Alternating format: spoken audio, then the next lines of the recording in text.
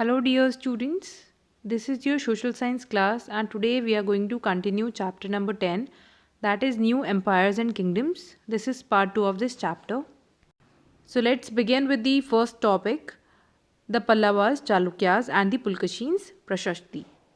So, earlier we have studied an inscription, or you can say a Prashasti, which was composed by Harisena, and we got to know a lot about Gupta rulers from that Prashasti. In the same way, we got to know about Pulkashin, and he was a Chalukya ruler from the Prashasti composed by Ravi Kirti. The Pallavas and the Chalukya rulers, they were the most important dynasties in South India during that time. That means in the east, or you can say in the north, Gupta rulers and Harshvardhana was ruling at that time, and in the south, the Pallavas and the Chalukya rulers were ruling. The kingdom of the Pallavas spread from the region around their capital Kanchipuram to the Kaveri Delta. So the region of Pallavas was from their capital Kanchipuram to the Kaveri Delta, while that of the Chalukyas was centered around the Raichur Doab between the rivers Krishna and Tungabhadra. And the region of Chalukya rulers were between Krishna and Tungabhadra rivers. Aihole was the capital of Chalukyas and it was an important trading center. So many temples were also developed there, so it was also a religious center. The Chalukya rulers ruled in the south but in west direction, and the Pallava rulers they ruled in the south but in the east direction. They used to attack each other's land very frequently, especially the capital cities or the towns which were very prosperous.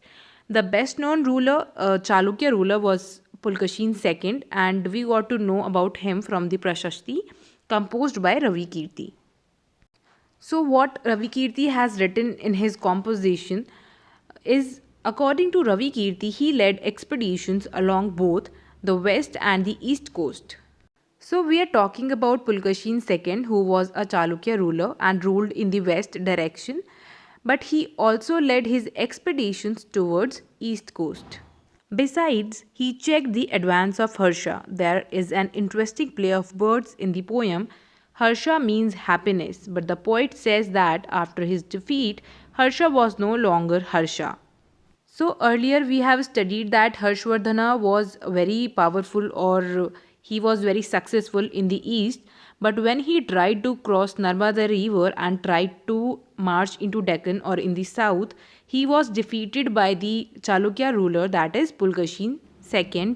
So Ravi Kirti has used such words, Harsha was no longer Harsha, because Harsha was no longer happy after his defeat.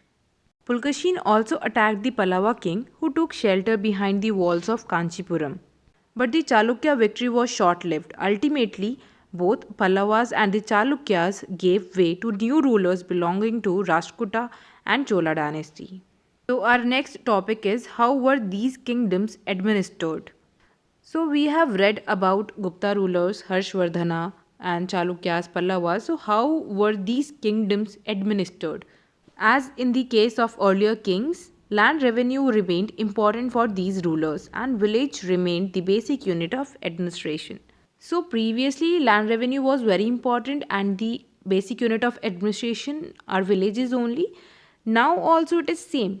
But what about the new developments? There were some new developments as well. Kings adopted a number of steps to win the support of men who were powerful. So there were people in the villages who were very powerful and kings took some steps to win their support. Some important administrative posts were now hereditary. This means that sons succeeded fathers to these posts. That means the son will get the same post after his father. For example, the poet Harisena, who has written Prayag Prashasti, or you can say Samudragupt's Prashasti. He was a Mahadandanayaka, or you can say Chief Judicial Officer, like his father. Earlier his father used to be Chief Judicial Officer, and after his father he got the same post.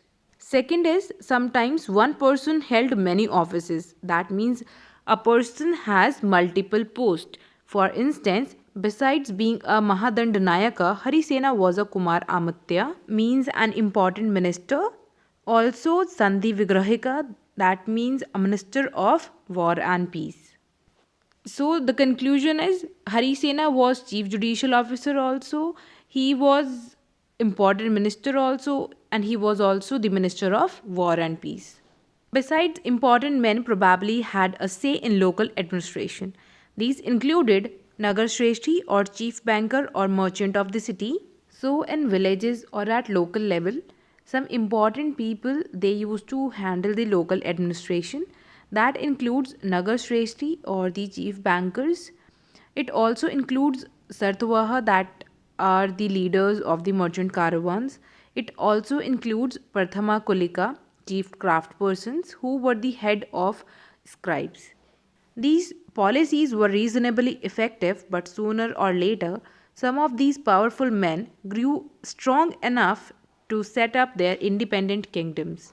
Though the policies were really effective, but after some time, some of the powerful men they set up their independent kingdoms. I hope the topics are clear. Thank you and have a nice day.